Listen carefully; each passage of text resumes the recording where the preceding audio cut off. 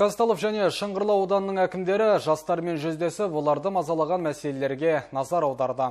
Белсенді жастардың ұсыныс тілектерін тыңдап, қолдау көрсетілетінін атап өтті. Бұл бағытта бірқатар жобалар да қолға алынбақ.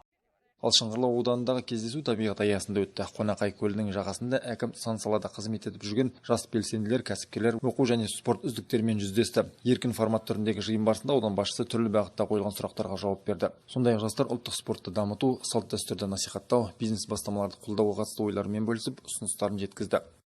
Керемет жақсы көңілге қонымды әңгімелер айтылып, әдемі әсерлі әндер орындалып, шырқалып, бүгінгі табиғат аясын бір керемет мәресе күйге бөліп жатырмыз.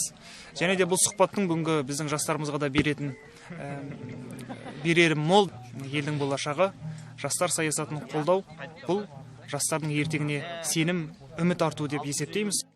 Кездесу барысында өнерлі өрендер ән шырқап, спортшы жастар садақ атудан шеберлік байқатты. Рауандели, Евгения Потапова, Мейірбек Исекешев, Саид Самиғұлла, Ақжайық телеарнасы.